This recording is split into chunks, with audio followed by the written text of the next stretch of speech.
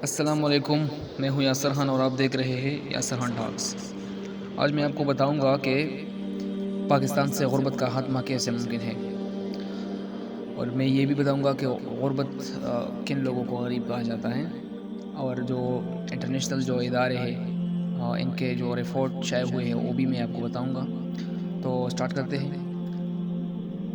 کسی بھی ریاست میں موجود ایسے افراد جن کے پاس بنیادی ضروریات یعنی غذا و خوراک، صاف پانی، کپڑے اور چار دیواری اور بنیادی صحت کے مالی وسائل موجود نہ ہوں، ان کا شمار غریب طبقے میں ہوتا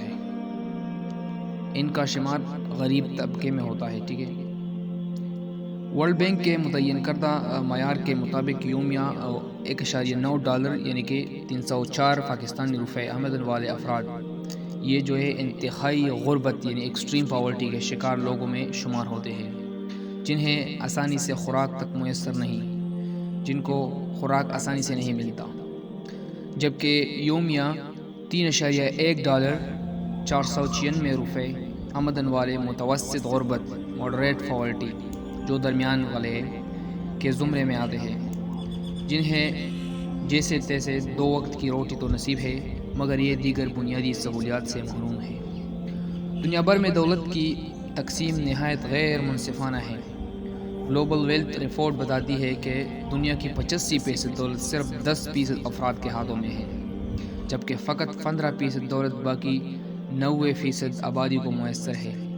اب اس عدم مساوات کے پیچھے کیا معاملات ہے یہ کوئی نہیں جانتا، مگر یہ حقیقت ہے کہ عالمی آبادی کا کثیر حصہ کھلے آسمان تلے ہی آنکھ کھولتا اور بھوکے پیٹ ہی مر جاتا ہے۔ 1990 تک اس کورئرز پر 1.9 ارب انسان انتہائی غربت کی زندگی جی رہے تھے، جس کے بعد غربت پر قابو پانے کی سنجیدہ کوششیں شروع ہوئی اور ایک سال تقریباً 20 سال 1% کمی لاتے ہوئے 2015 تک یہ تعداد 6.80 کروڑ تک پہنچ گئی۔ 2030 تک دنیا سے انتہائی غربت کے مکمل خاتمے کا ہدف مقرر کیا تھا، لیکن بدقسمتی سے اچانک 2020 میں بڑا دھچکا انٹرنیشنل پینڈیمک جو ہے عالمگیر وبا کورونا کی صورت میں لگا، جس نے امیر اور غریب ممالک کی تمیز و تفریق کیے بغیر معیشتوں کو ہلاک کر رکھ دیا۔ کاروبار بند ہو گئے، روزگار ختم ہو گئے، خوراک کے شدید بحران پیدا ہوئے۔ ورلڈ اکنامک فورم کی رپورٹ کے مطابق کورونا کے باعث غریب ممالک میں تاحال 32 ملین افراد دوبارہ انتہائی غربت میں جا چکے ہیں۔ جن میں پاکستان بھی شامل ہے۔ ایک فلاحی ریاست میں عوام کو روٹی، کپڑا، مکان، تعلیم، صحت، انصاف، جان و مال کا تحفظ، روزگار اور دیگر بنیادی ضروریات فراہم کرنا ریاست کی ذمہ داری ہے، مگر اس تناظر میں پاکستان کا جائزہ لے تو ہماری 24.3% آبادی تقریباً 5 کروڑ 10 لاکھ افراد آج بھی غربت کی زندگی گزار رہے ہیں۔ ان میں سے 76 لاکھ افراد انتہائی غربت کا شکار ہے۔ اندازہ اس بات سے لگائے کہ گلوبل ہنگر انڈیکس میں پاکستان کا 117 ممالک ہے کل، اس میں پاکستان کا نمبر 94واں ہے۔ ٹھیک ہے۔ ہمارے 82% بچے جو ہے وہ غذائی قلت کا مطلب اس کو صحیح طریقے سے غذا نہیں ملتی ہے، جبکہ 37% آبادی خوراک کے عدم تحفظ کا شکار ہے۔ صرف 35% آبادی کو پینے کا صاف پانی میسر ہے۔ پورے پاکستان میں صرف 35% آبادی ایسے ہے جن کو صاف پانی میسر ہے۔ 4 کروڑ 20 لاکھ بچے اسکولوں سے باہر ہیں۔ 1 کروڑ 70 لاکھ بچے بنیادی ویکسین سے محروم ہیں، اور 1 کروڑ 20 لاکھ گھروں کی قلت ہے۔ 30% عوام بجلی سے محروم ہے، اور اگر بجلی ہے تو وہ بھی آپ کو پتہ ہے کہ کس طرح ہے، لوڈ شیڈنگ کتنا ہوتا ہے آپ کو پتہ ہے پاکستان میں۔ جبکہ بے روزگاری کی شرح پاکستان میں 4.5% ہے، اب تو زیادہ ہو چکا ہے۔ جہاں حالات ایسے ہو وہاں غربت کا خاتمہ کیسے ممکن ہو؟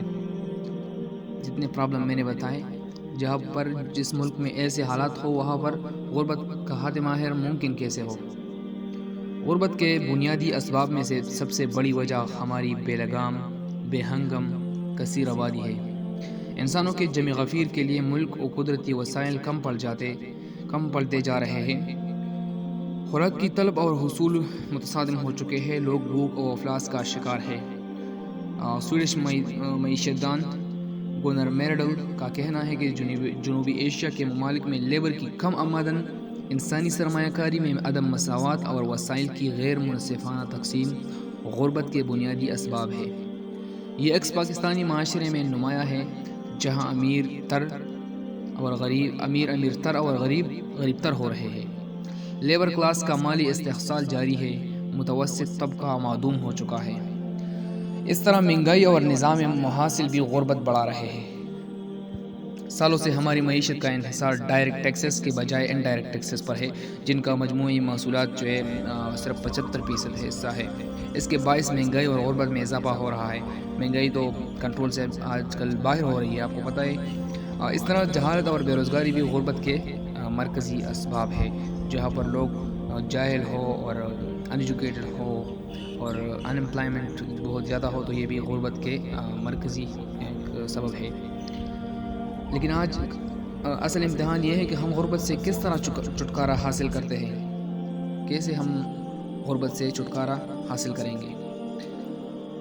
عالمی ایک شہرت یافتہ پاکستانی معیشت دان ڈاکٹر محبوب الحق اپنی کتاب دی پاورٹی کارٹن میں لکھتے ہیں، معاشی ترقی کی اولین ضرورت انسانی ترقی ہے۔ انسان کو کارآمد بناتے ہوئے اقتصادی دائرے میں ان کا مفید استعمال کیا جائے۔ جیسے 1970 تک چین کے دیہی علاقوں میں غربت کی شرح 97% تھی، جس کے بعد وہاں اصلاحات کا سنہری دور شروع ہوا۔ انسانوں کی تعلیم و تربیت اور صحت پر بہترین سرمایہ کاری کر کے انہوں نے ہر شعبے میں کارآمد بنایا گیا، اور اب چین ملک سے انتہائی غربت ایکسٹریم پاورٹی وہاں پر نہیں ہے، انتہائی غربت کا 100% خاتمہ کر چکا ہے چین۔ مگر یہ سب تبھی ممکن ہوا جب چین نے اپنی آبادی پر قابو پایا۔ غربت کے خاتمے کے لیے پاکستان کو بھی اپنی آبادی کے سمندر کو مزید پھیلنے سے روکنا ہوگا، جس کے لیے قومی سطح پر ٹھوس فیملی پالیسی کے نفاذ کی اشد ضرورت ہے۔ پاکستان غربت کے خاتمے کے لیے اقوام متحدہ، ورلڈ بینک، ایشیائی ترقیاتی بینک سے سالانہ امداد حاصل کر رہا ہے، جبکہ ملک کے اندر بھی کئی پروگرامات چل رہے ہیں۔ آپ کو پتہ ہے، بے نظیر انکم سپورٹ پروگرام ہے، اختصاص پروگرام ہے، اور میں ایک کا نام نہیں لے سکتا، پاکستان بیت المال پروگرام ہے، اور ایسے بھی کئی اور بھی پروگرام چل رہے ہیں۔ لیکن پھر بھی لاکھوں مستحق افراد مالی فائدے سے محروم ہو چکے ہیں، کیونکہ لوگوں تک امداد پہنچانے کا جو نظام ہے وہ شفاف نہیں ہے۔ امداد کا بڑا حصہ یا تو خرد برد ہو جاتا ہے یا ان کو ملتا ہے جو حقدار نہیں ہوتے۔ آج ملک میں ایک مضبوط ڈیٹا بیس پروگرام کی ضرورت ہے، جو نادرا کے ساتھ مل کر تمام غربا، مستحقین اور متاثرین کا ریکارڈ نئے سرے سے اکٹھا کرے، اور اس کے تحت سخت مانیٹرنگ بھی ہو، جبکہ امداد کی تقسیم کے لیے مقامی اداروں کو بحال اور مضبوط بنایا جائے، کیونکہ غریبوں کے اصل حالات و ضروریات سے وہی واقف ہوتے ہیں۔ غربت کے خاتمے کی جو پالیسی ہے پورے ملک کے لیے یکساں نہیں، بلکہ علاقے کے حساب سے مختلف ہونی چاہیے، کیونکہ ہر علاقہ ڈیفرنٹ ہوتا ہے۔ جیسے اندرونی سندھ اور بلوچستان کے لیے ترجیحات اور اوپر پنجاب سے مختلف ہونی چاہیے، خیبر پختونخوا سے مختلف ہونی چاہیے، ہر ایک صوبے سے مختلف ہونی چاہیے۔ غریبوں کی سب سے بڑی ضرورت خوراک کا تحفظ ہے، ٹھیک ہے۔ اور اب آج کل ہم اس صورتحال سے نمٹ رہے ہیں کہ ہمارے لیے مہنگائی جس طرح بڑھ گئی ہے، تو مہنگائی، روٹی بس 2 وقت کی روٹی غریب کھائے، یہ بھی اس کے لیے ایک اچھا ہے۔ خوراک کا تحفظ جسے یقینی بنانے کے لیے خوراک کے تحفظ کو یقینی بنانے کے لیے حکومت کو راشن کارڈ جیسی اسکیمیں دوبارہ شروع کرنی چاہیے۔ بھارت میں آج اس طرح کی اسکیمیں بھی چل رہی ہے۔ غریبوں کو آسان اقساط پر بلا سود قرضے دینے کے متعدد چھوٹے بڑے پروگرامز بھی شروع کیے جانے چاہیے۔ اسی طرح اگر ہم نے اپنے لوگوں، خاص طور پر کسان اور لیبر کو ہنرمند بنا لے تو چھوٹی صنعتیں، زراعت اور مختلف شعبہ جات آباد ہو سکتے ہیں، جس سے روزگار کا مسئلہ حل ہوگا۔ جبکہ جدید دنیا کے ساتھ چلتے ہوئے ہمیں بھی آن لائن ملازمت یا کاروبار کو فوقیت دینی چاہیے۔ یہ دو چیزیں میں نے بتائی، یہ بہت ضروری ہے۔ جو کسان طبقہ ہے ان کو بھی ہنرمند بنایا جائے، اور آن لائن کاروبار جو ہے، ملازمت یا کاروبار، ان کو فوقیت دینی چاہیے، کیونکہ حالیہ کورونا جو وبا گزری ہے، اس کے بعد نظام زندگی یکسر تبدیل ہو چکا ہے۔ اگر دیگر ممالک کی طرح ہمارے عوام بھی آن لائن کام کرنے کی صلاحیتیں رکھتے تو اتنی بے روزگاری نہ ہوتی۔ اس طرح ہمارا دین اخوت، بھائی چارے کا سبق دیتا ہے۔ اسلام میں زکوٰۃ فرض ہے۔ اگر سب اجتماعی طور پر یہ فرض پورا کرے تو بلا شبہ غربت کے ہاتھ میں مدد مل سکتی ہے۔ ایک اسکالر تھے، میں نے ان سے سنا کہ اگر پاکستان کے جتنے بھی امیر لوگ ہیں، اگر وہ صحیح طریقے سے اپنا مال سے زکوٰۃ نکالے تو پاکستان میں ایک بھی غریب بھی نہیں ملے گا آپ کو۔ اور زکوٰۃ بینکوں کے ذریعے جو زکوٰۃ کی ادائیگی اس کو بھی شفاف بنانا جو ہے انتہائی ضروری ہے، کیونکہ اس پر ہمارے عوام کو اکثر شبہ رہتا ہے۔ معاشرے کے امیر طبقے کو اپنی دولت غریبوں کے ساتھ بانٹنی چاہیے۔ عالمی سطح پر اس کی بہترین مثال جو ہے آپ لے سکتے ہیں، بل گیٹس ہیں۔ پاکستان میں بھی بڑی کاروباری شخصیات اس حوالے سے آگے آنا ہوگا۔ جیسے اخوت، میرے خیال میں ڈاکٹر امجد صاحب کا ایک بہت بڑا پروگرام ہے، ایک قابل تحسین پروگرام ہے۔ ایسے مزید پروگرام شروع ہونے چاہیے۔ ایسی سنجیدہ کوششیں وقت کی اولین ضرورت ہے، کیونکہ غربت کے باعث ہی پاکستان ہر گزرتے دن جبر، جرائم، دہشت گردی، نسلی تعصب اور سماجی و اقتصادی تنزلی کی دلدل میں دنس رہا ہے۔